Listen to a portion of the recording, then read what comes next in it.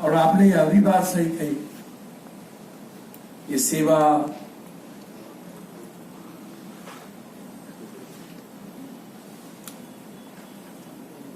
चाहे वो महाभारत का कृष्ण मथुरा के हो या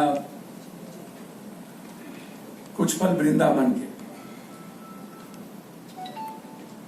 हम आज से नहीं जानते हैं इस दुनिया को। हम कोशिश किए हैं विदेशों से लेकर अभी तक कुछ बातों को जानने का। मैं इस मामले में आपके साथ हूं। जिस देश में हमको यह समझ लेना चाहिए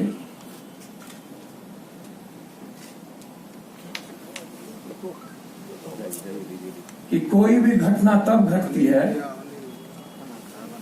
जब किसी को उसका बेनिफिट होता है। मेरा मानना है कि इस देश में गोधरा मुसलमानों ने कतई नहीं करा सकता। ये दुनिया के इतिहास में नहीं हो सकता। इसलिए नहीं हो सकता क्योंकि उससे मुसलमानों को या इस्लाम को कोई बेनिफिट नहीं। घटना तब घटती है जब उसका कोई अभिप्राय हो, उसका कोई योजना, उसका कोई कार्य योजना, उसके पीछे एक लंबी चीजें लिखी जाए। पप्पू यादव से किसी को तकलीफ हो सकती है, वो हमें गाली देगा। यह नहीं कहेगा कि पूरा यादव हरामी है, पूरी जातियां हरामी है। किसी व्यक्ति के कारण किसी जाति को कभी गाली देने की बात नहीं हो सकती।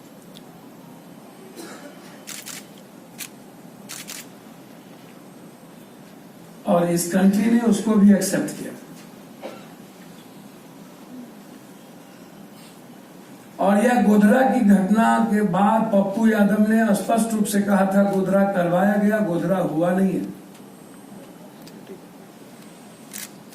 गोधरा क्यों होगा? गोधरा करके इस देश का मुसलमान मरना क्यों चाहेगा? गोधरा करके इस गुजरात का मुसलमान अपने को खत्म करना क्यों चाहेगा?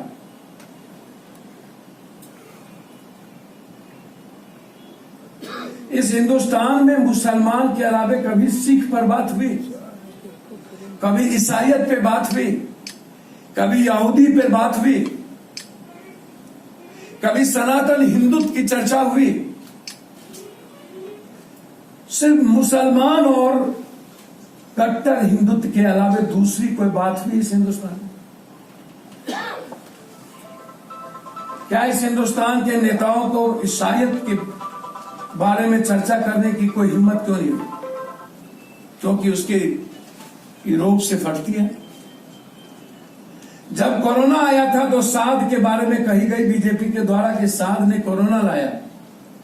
मैं जानना चाहूंगा 24 घंटे के अंदर साध जैसे शब्द चैनल से क्यों उतर गया?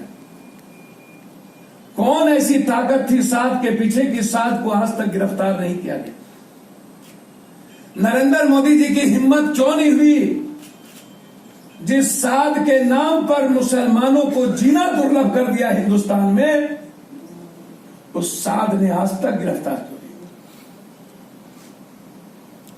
सब्जी की दुकान बिहार हो गई।